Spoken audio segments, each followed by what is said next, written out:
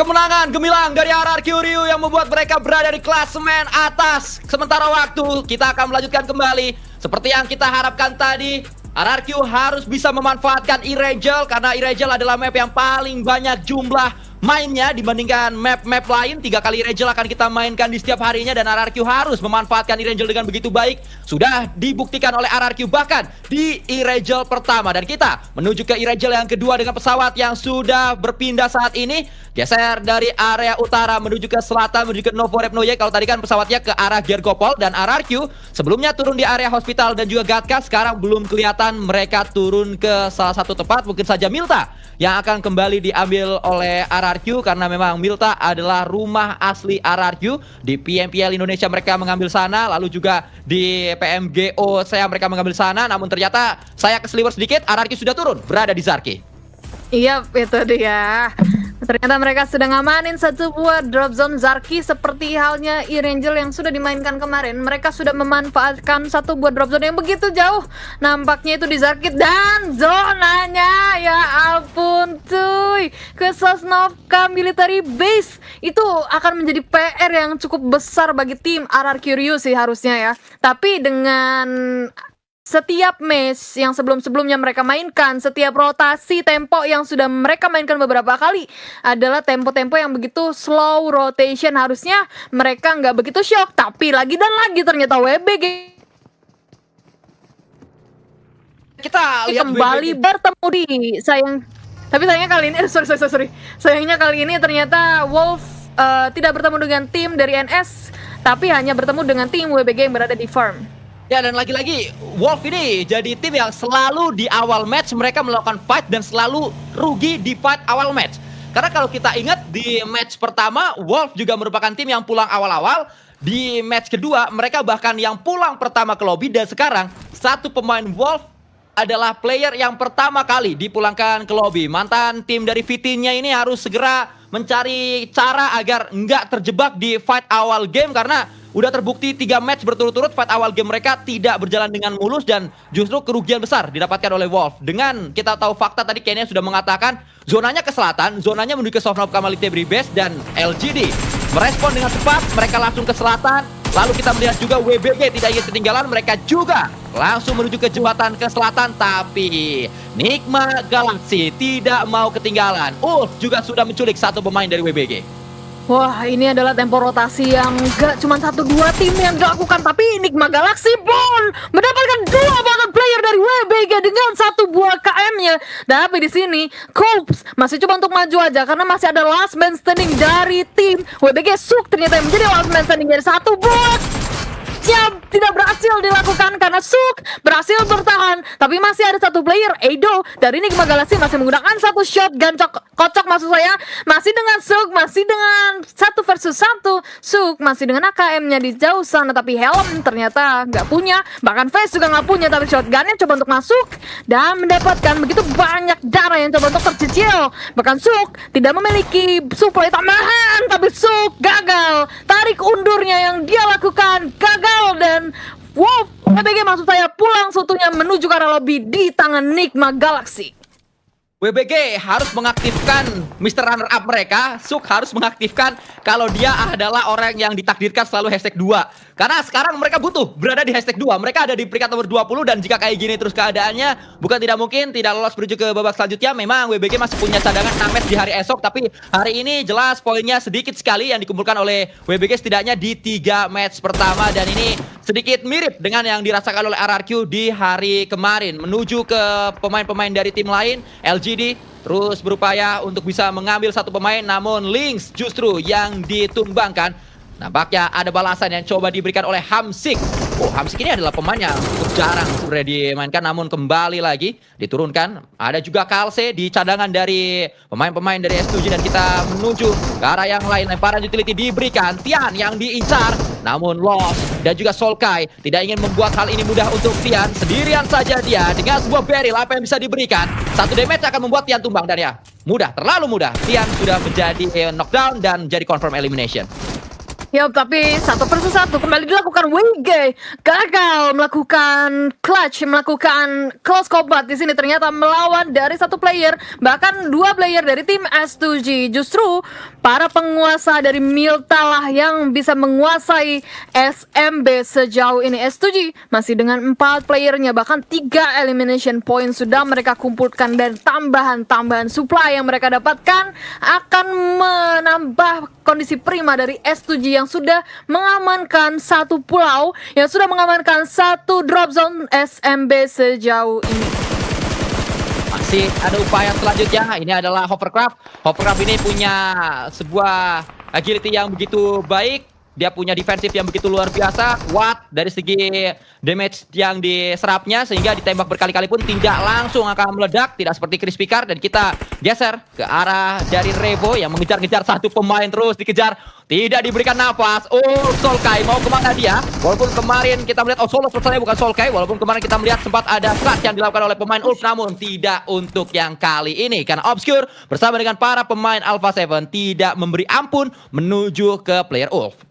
Ya, bahkan Scareface pun dibuat mundur, Scareface pun dibuat kocar-kacir, dan mau nggak mau mereka harus mengalah kepada tim Alpha 7 yang sedari tadi coba untuk melewati lautan agar mereka bisa rotasi. Mereka marah, Alpha 7 marah karena rotasi yang mereka ingin bangun justru coba untuk diberhentikan oleh tim Ulf. Tapi tim Ulf lah yang justru yang dikalahkan kembali oleh tim Alpha 7. Sejauh ini mereka berada di arah Very Pier, sehingga seharusnya saat ini mereka bisa mengamankan tempat-tempat atau checkpoint selanjutnya di Pulau SMB dengan amat baik. Tapi Ulfcan ternyata terspot. Sudah ada satu player penjaga dari sebuah tower di sini, yaitu Loranzin, masih menggunakan M4 dan juga shotgun yang sudah dia miliki, tapi ternyata nggak punya helm. Coba untuk disupply, bahkan catch darahnya sedikit dan langsung pulang menuju ke arah lobby. Pulang kembali player satu per satu, justru dirontokkan oleh tim yang berbeda, Influence kali ini. Ini adalah match yang membuat saya khawatir bagaimana approach pendekatan dari RRQ menuju ke rotasi mereka, bagaimana cara mereka menuju ke SMB, karena dari tadi tim yang mau ke SMB rontok mulu. Dari tadi tim yang mau ke SMB selalu mendapatkan kesialan, antara pulang atau minimalnya keculik pemain-pemain mereka. Kita sudah melihat WBG yang masuk ke SMB tidak selamat, kita melihat juga Ulf yang mencoba untuk berada menuju ke area selatan pun tidak selamat pemain-pemain mereka. Dan saya ingin melihat nantinya RRQ apakah bisa menuju ke SMB dengan selamat atau tidak, karena kalau mereka datangnya sekarang, ini adalah waktu yang tidak tepat sama sekali. Area jembatan sedang berkecamuk, area jembatan sedang dikuasai dengan begitu nyaman oleh beberapa tim, dan Tianba adalah salah satu tim yang ingin juga datang menuju ke area jembatan tersebut. Namun kita menyaksikan Goat geser dia melewati area Novo Repnoye menggunakan sebuah kapal dan touchdown dengan sempurna. RRQ, seperti yang kita tahu, Genfos adalah pemain yang suka sekali bermain late rotation, dan dia sedang memainkan caranya untuk bisa datang ke area zona, bersahabat dengan Blue Zone, berteman dengan Blue Zone. Blue Zone adalah teman, seperti Subatsa mengatakan bola adalah teman. Kalau bagi Genfos, Blue Zone adalah teman, dan dia ingin terus menahan Blue Zone sampai kalau udah terkikis banyak pemain di dalam zona, baru RRQ akan menyelinap. Ya, itu adalah hal-hal yang biasa mereka lakukan lah ya. Jadi Blue Zone adalah kawan, so mereka nggak akan takut. Tapi kita lihat ternyata Obscure di sisi lain sudah mulai bertemu dengan satu player dari Ulf, langsung dipulangkan menuju ke arah lobby. Ternyata balas dendam yang mereka lakukan berhasil kembali. Tapi Nobu melihat satu buah kecelakaan mobil yang berada di depannya, ternyata adalah satu player dari KSG. Sayang sekali ternyata sejauh ini posisi sudah terpot, bahkan temannya nggak bisa melakukan penjemputan karena posisinya begitu open dan sudah di lock. Bahkan Swaps di sisi lain dari E-Arena sudah mengamankan area sebelah kiri, tapi bukan area dari zona ya, melainkan sebelah kiri dari pulau utama. Kita melihat ada kejar-kejaran yang mungkin segera kita saksikan, bahkan sudah terjadi. Tembakan diberikan, damage masuk cukup banyak tadi, namun hanya beberapa saja yang menuju ke satu pemain dari Alpha 7 sehingga tidak sampai. Akhirnya membuat tumbang pemain tersebut. Kebanyakan damage-nya menuju ke Kup RB-nya. Terlihat dari Kup RB sudah mulai berasap. Guizhou masih tetap dengan HP ping-nya, tapi nabrak sekali aja ini sudah meledak, atau ditembak 2 kali saja ini bisa langsung meledak kendaraan dari Alpha 7 tersebut. Nah ya, sudah langsung meledak untungnya. Rezeki nggak kemana, rezeki anak soleh, tapi Karilio udah pasti dia akan marahin Guizhou karena digas duluan tadi kendaraannya sebelum Karilio masuk. Ternyata Karilio kurang soleh karena dia terspot dari pemain lain Arena yang dari tadi udah mulai kejar-kejaran. Bahkan Torniki gak mau melepaskan satu player dari Alpha 7 yang sejauh ini hanya menyisakan 2 player. Bagi mengejar sebuah Mirado itu nampaknya sulit karena kecepatan dari mobil Mirado sendiri kita tahu sangat cepat, jauh lebih cepat dibandingkan dengan Bagi. Tapi Guizhou ternyata tim Alpha 7 ini padahal tadi sudah ngamanin Veripair dengan baik ya, tapi ternyata justru mereka dipukul mundur oleh tim Ulf yang membalaskan dendamnya, sehingga nampaknya Alpha 7 justru malah datang dari arah sebelah kiri kejauhan, dan saat ini malah posisi dia lah yang tersandwich dari tim Arena dan juga Ku. Masih ada upaya tembakan selanjutnya. Koordinasi dari Alpha 7 ini harus segera diperbaiki. Jangan sampai seperti tadi Guizhou udah ngegas duluan, Karilio belum masuk, dan kehilangan Karilio, kehilangan satu pemain yang paling berpengalaman di line up dari Alpha 7 sekarang. Dan kita melihat 2 pemain terakhir, Revo dan juga Guizhou. Apa yang bisa ditujukan oleh 2 pemain ini? Zona sudah dikuasai, berada di area pesisir, dan berharap agar zonanya tidak terus menuju ke selatan, kalau bisa mentalnya ke arah mereka. Yap, dan bahkan saat ini stage ketiga mulai terpop up. Circle-nya masih nggak begitu kelihatan ya saat ini kemana arahnya, tapi harusnya mereka masih berada di dalam circle zona. Karena tadi ada kelihatan tipis tuh di map stream di mana tim Ulf dan juga Alpha 7 masih berada di dalam circle. Tapi Tianba di sisi lain dengan 2 vehicle-nya harusnya ya, karena hanya terspot 2 atau bahkan 3 deh, ternyata mereka justru malah coba untuk memutar balik. Bahkan nggak cuman mereka, Yangon, Galacticos dan juga God, bahkan DK, mereka semua coba untuk merotasi ke arah jembatan sebelah kanan. Kita lihat kembali lagi, inilah kepintaran dari GeForce, inilah kepintaran dari RRQ. Ujung-ujungnya mereka dapat zona, walaupun di awal mereka terkesan jauh sekali dari zonanya, tapi pada akhirnya ada satu celah yang bisa diambil, ada satu celah yang bisa dimanfaatkan oleh para pemain RRQ, dan sudah mengambil satu tempat di area utara dari zonanya. Arena adalah lawan terdekat yang akan dihajar oleh RRQ jika memang Arena terus melanjutkan rotasinya menuju ke posisi dari RRQ Rio, karena Arena tadi datang dari area Primors, datang dari area sebelah kiri menuju ke posisi lain. Kita lihat Cyclone. Sementara waktu, Yangon Galacticos mencari angle terlebih dahulu. Jembatan sudah begitu padat, sudah begitu banyak pemain-pemain yang melakukan setup, bersiap. Salah satunya adalah pemain dari Nongshim Red Force, dan kita menyaksikan kami berhasil mengambil pemain God yang sebelumnya ada di Novorep Noye. Mau tidak mau zonanya geser ke kiri, dan mereka pun bergeser menjadi makanan dari S2G. Tapi ternyata decision yang tim lakukan saat ini coba untuk merotasi ke jembatan sebelah kanan justru membuat mereka bertemu satu sama lain. Bahkan 3 player, 3 tim, bahkan Force justru yang pulang menuju ke arah lobby oleh seorang Hamsu dari tim S2G yang menjadi last man standing, atau dari satu player yang tersisa. Oh enggak, ternyata masih ada 3 guys. S2G masih tersisa 3, harusnya sejauh ini masih berada di area-area rumah pertigaan atau perempatan dari jembatan sebelah kanan. Tapi kita kembali menuju ke arah tim dari Nongshim berada di jembatan sebelah kiri, split 2 dan 2, jembatan juga rumah kematian yang saat ini sudah mereka coba amankan. Harusnya bisa dilakukan defense sangat kuat kalau misalnya dari mereka sendiri nggak begitu banyak memberikan pergerakan-pergerakan tambahan yang nggak perlu.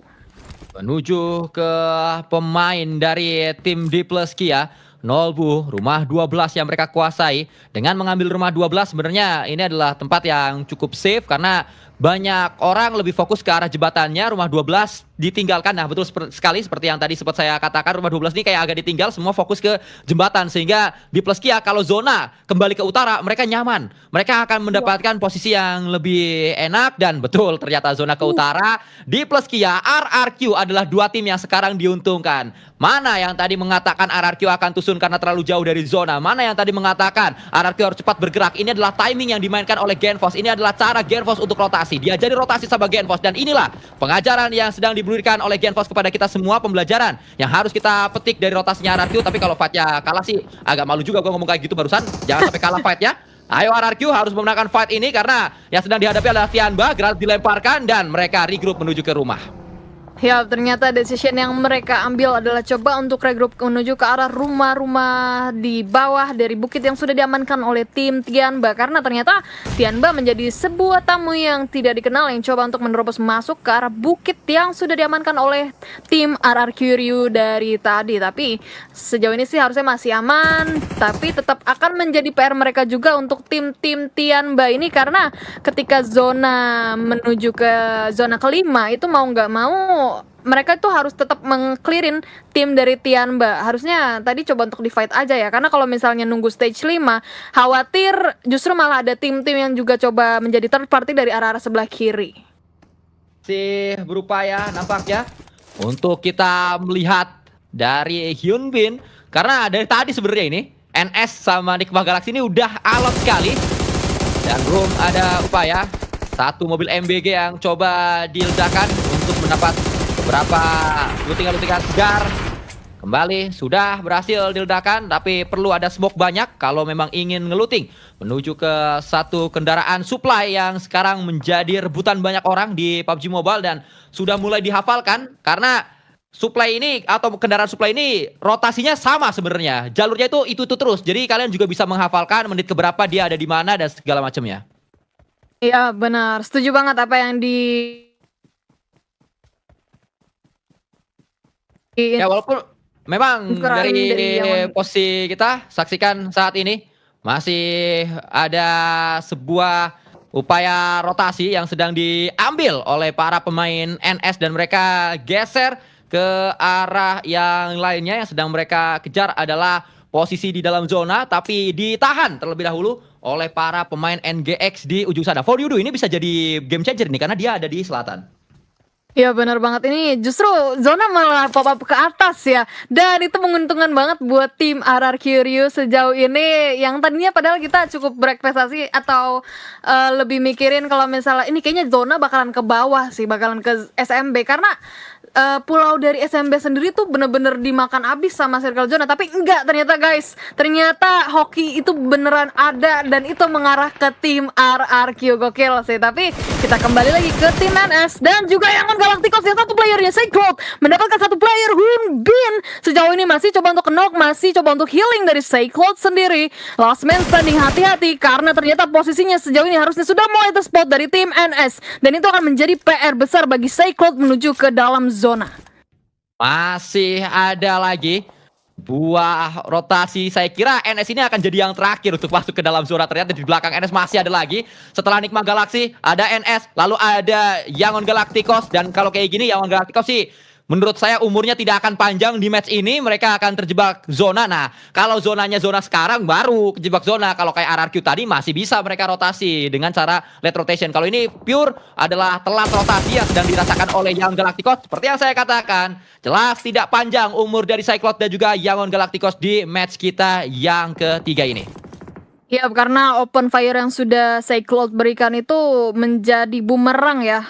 Kalau kita bilang sejauh ini sehingga posisinya jadi terspot padahal Cyclops sendiri itu menjadi last man standing yang berada masih di blue zone atau di luar zona ataupun bahkan di belakang posisi dari NS. Tapi satu player dari Nigma Galaxy for you ini nggak salah kan gue YDU atau ya tapi tulisan D.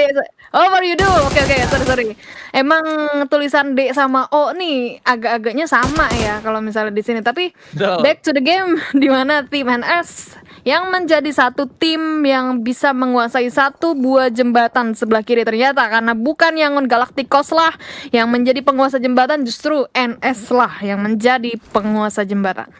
Masih mencari bagaimana RRQ di posisinya sekarang. Kalau DK sih tadi sudah saya katakan mereka akan masuk dari arah yang cukup longgar. Mereka akan menuju ke dalam zona. Tapi sekarang yang menjadi PR dari DK adalah mereka harus cari banyak kendaraan. Untungnya punya mereka kendaraan untuk bisa masuk. Karena kalau lari itu terlalu terbuka areanya. Dan di ujung ada satu compound yang bisa dimanfaatkan di area dekat dari pom bensinnya. Ada beberapa tempat yang bisa diambil termasuk gudang yang ada di sana. So easy memberikan tembakan dan mengambil kembali nampaknya satu pemain. Mungkin akan menjadi confirm elimination segera, tinggal menunggu waktu saja. Tapi dikejar oleh XZY menuju ke bawah. Di atas ada pemain dari INF. Free sekali, terlalu mudah, terlalu gratis elim semacam ini bagi pemain INF jika diberikan oleh NS. Mereka mengurungkan niatnya dan memang itulah yang perlu dilakukan oleh NS. Tapi terjebak TZ di area yang tidak bisa di cover oleh rekan-rekannya. Jika knockdown, TZ tidak bisa di revive lagi. Ya benar banget, ini push yang diupayakan dari tim NS itu sebenarnya cukup sulit ya, karena tim Influence sendiri mereka sudah mengamankan high ground sejauh ini, tapi ternyata justru 2 player dari NS berhasil nyebrang karena 1 player dari Influence terkenok. Itulah key player yang seharusnya tidak terkenok karena dapat memberikan jebolan bagi tim-tim yang berada di depannya. Tapi Lil Boy dan juga kawan-kawannya tetap posisinya masih prima sejauh ini karena mereka masih berada di sebuah watchtower di sini, masih di high ground dan di dalam zona, dan mereka tugasnya adalah meng-clearing dari tim NS karena kalau NS masih prima, NS akan menjadi kerugian besar bagi tim dari yang berada di atas sana. Upaya nampaknya tembakan diberikan. Wolf kah atau RRQ yang mendapatkannya? Ternyata Wolf. Lemtrik yang mendapatkan pemain tersebut. Viren mengambil kami. S2G kehilangan 1 pemain. Berada di bukit. Pemain-pemain dari RRQ. S2G dipulangkan. Kembali korban berjatuhan RRQ. Kembali memanggil atau mengambil 1 momen. Korban selanjutnya dari keganasan King Ryu. Pulang ke lobby S2G, dan jika seperti ini terus keadaannya, bukan tidak mungkin S2G bisa digeser karena jarak poinnya sudah mulai realistis untuk bisa menuju ke peringkat 1. Iya bener banget, ini agak realistis tapi bisa juga digeser, bahkan cuman perbedaan 17 poin aja. Tapi di sisi lain juga Arena ternyata komponen ditabrak oleh RRQ dan RRQ yang gagal. 3 player terkenok RRQ. Ryu ada apa? Hanya menyisakan seorang Nerpeko. Oh bukan, bahkan Nerpeko pun mati. 8 harus yang tersisa. Genfos maksud saya di arah atas. Genfos yang sedari awal memang menjadi player yang melakukan split, ternyata backupnya gagal karena posisi dari tim lainnya, dari player lainnya RRQ posisi cukup open dari arah rumah yang begitu terbuka, jendelanya dari lantai 1 pun maupun di lantai 2. Tapi ternyata Genfos dengan 1 buah mini 14 yang mendapatkan 1 player dari Tianba arah gudang. Tapi harusnya susah untuk di-confirm elimination ya karena Genfos hanya menyisakan seorang diri saja. Kamu lagi deh penyakitnya RRQ Ryu. Kamu lagi deh kayak gini lagi deh kejadiannya. Ini udah berkali-kali nih kayak gini nih. Belum ada obatnya ternyata. Saya kira udah ditemukan obatnya oleh Coach Laflame. Ternyata penyakit dari King Ryu tetaplah berada di posisi mereka. Entah bagaimana cara King Ryu bisa sembuh dari penyakitnya. Knockdown dengan cepat 3 pemain karena sering sekali. Dari zamannya PMPL ID kemarin sampai kita melihat RRQ bermain di PMMI, penyakit mereka selalu nyaman di dalam zona, enak, giliran fight tiba-tiba hilang 3 pemain dengan cepat. Bahkan hilangnya tuh bukan hilang yang 1, lalu ada beberapa detik baru hilang lagi. Langsung, cepat sekali pemain-pemain RRQ untuk hilang dan menyisakan 1 yang terakhir. Akhirnya 1 yang terakhir juga tidak bisa berbicara pajak, tidak punya banyak opsi, dan ulang juga seluruhnya menuju ke lobby. Setelah mendapatkan WWCD, RRQ harus menerima kenyataan bahwa penyakit mereka masih ada menggerogoti di dalam tubuh dari tim RRQ Ryu. Dan kembali lagi Coach Laflame, Coach Nogat perlu mencari cara untuk RRQ nggak kumat penyakitnya mereka. Ya, ternyata split memang tidak berhasil kembali dilakukan. Backupnya juga gak bisa begitu dioptimalkan dari tim RRQ. Gue agak heran aja sih kenapa mereka justru lebih memilih nabrak kompon dari Arena dibandingkan dengan gudang yang di bawahnya itu yang dimiliki oleh tim Tianba. Tapi kita nanti akan discuss lebih lanjut lagi. Kita nggak tahu juga apa yang terjadi dan bagaimana komunikasi yang tim RRQ lakukan di dalam in-game. Tapi kita back to the game. Tianba dengan 4 playernya ternyata masih begitu utuh di sebuah gudang. Masih coba untuk screening aja tim dari Arena yang berada di samping circle zona. Bahkan Rakuf, darahnya begitu sedikit, sudah mulai tercicil dari tim Arena. Last man standing harusnya susah, dan bahkan Rakuf langsung pulang dari tim Nigma Galaxy menuju ke arah lobby. Dan 7 poin elimination sudah dikumpulkan oleh tim Arena. Menuju kembali kita ke 7 tim terakhir yang masih tersisa saat ini. Nigma Galaxy tidak bertahan lama di match kita. Upaya diberikan, Arena ada di hashtag ke-15 dan Arena merupakan tim yang sebenarnya baru main di hari ini. Kalau mereka bisa langsung masuk ke 10 besar, maka kemungkinan mereka hari esok akan lebih nyaman dan mereka akan lolos menuju ke babak Grand Final. Tim-tim yang datang dari grup Green pokoknya kalau sekarang udah bisa 10 besar, 10 ke atas, besok mereka bisa lolos dengan cukup enak ke babak Grand Final karena baru main di hari ini doang tapi poinnya sudah lebih lumayan dibandingkan tim-tim yang bermain di hari kemarin maupun tim-tim yang sudah bermain 2 hari. Lemparan utility diberikan kembali. Di plus Kia melakukan tembakan yang begitu jahat dari Nolbu. Kita lihat bagaimana jump shoot dari Nolbu melakukan sebuah takedown di udara dan mengambil satu pemain. Dari tim NS yang tentunya yang tadi kita lihat begitu cantik lompatan yang dilakukan oleh Nolbu menggunakan satu buah shotgunnya. Ternyata yang menjadi ikan-ikan ini bukan NS lagi melainkan dari tim DK plus Kia. Tapi di sisi lain Arena ternyata mereka sudah mulai komit untuk nge-push ke arah rumah jamur yang dimana rumah panjangnya sudah ditempati oleh tim Us dan Morman menjadi seorang diri yang dikirimkan menuju jadi garda depan. Coba untuk yang dimiliki oleh tim UF masih seorang diri saja. Coba untuk melemparkan satu buah granat tapi masih nggak mendapatkan, tapi satu buah pintu coba untuk digedor dan molotovnya nggak connect. Ternyata kali ini connect dan Scarfacial terkenok saja, tersungkur layu saja karena begitu pedas dan begitu panas molotov yang dilemparkan oleh tim Arena. Masih di lantai 1 Morman dengan satu player backupnya di lantai 1 di luar saja. Satu orang terspot bahkan saat ini rata di hashtag yang ke-6. Arena berhasil meretake kompon yang dimiliki oleh tim Wolf Esports. Menuju kita ke Lorazin dan Lorazin kaget. Sudah pasti kaget, bohong kalau dia nggak kaget karena TZ melakukan tembakan di sudut yang Lorazin bahkan tidak menyangka ada orang berada di posisi tersebut ngepron di area yang tidak terlihat oleh Lorazin dan kita menyaksikan Nolbu mungkin saja dia akan kembali menunjukkan daya magisnya. Inilah dia Nolbu, penyihir asal Korea yang bisa menyihir mata kita dengan gerakan-gerakan yang di luar nalar. Nolbu di belakang ada orang. Bisa dapat satu elim dong. Gratis itu elim buat Nolbu. Dapatkah dia? Ternyata belum diambil oleh Nolbu. Tidak terlihat ada Nolbu yang mendapatkan elimination tersebut. Tetap diambil oleh Swaps. Namun kita geser ke Pedrinho saat ini. Pemain dari INF menuju ke dalam Arena punya segalanya untuk bisa memenangkan match kita yang ketiga hari ini. Yap, Arena begitu oke posisinya karena kompon mereka, tapi di sisi lain pun Nolbu dengan AUG-nya mendapatkan satu player dari tim Tianba last man standing. Tianba dari sebuah shake kecil coba untuk melemparkan sebuah granat menuju ke tim Deka Connect dan bang Nolbu granatnya on point dari seorang Acing. What a nice nade. 10 poin elimination sudah mereka kumpulkan sejauh ini. Kasanskui masih berupaya Morman nampaknya. Tinggal satu damage lagi, satu hit lagi Morman.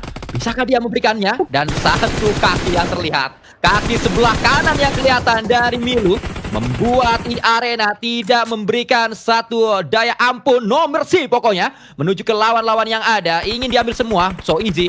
Mudah ini, terlalu mudah untuk so easy. Seperti namanya, so easy bisa melakukan clutch. Tapi harus paten ini. Tembakannya harus masuk, jangan sampai nge-wave sedikit. Ini kalau sabun dikit aja selesai. So easy pasti akan langsung dibalaskan. Tembak diberikan, so easy nggak berhasil yang pertama. Selesai. So easy gagal dia. Gagal untuk mengupayakan tembakan tersebut dan ya harusnya so easy memberikan tembakan yang kenok pasti. Harus mencari kenok pasti di posisi seperti tadi. So easy berupaya lagi. Masih so easy. Bisakah dia? Dan gagal so easy untuk melakukan clutch. Pulang ke lobby. Selesai match kita dengan kemenangan untuk Arena. Winner chicken dinner didapatkan oleh tim Asia Tenggara kembali.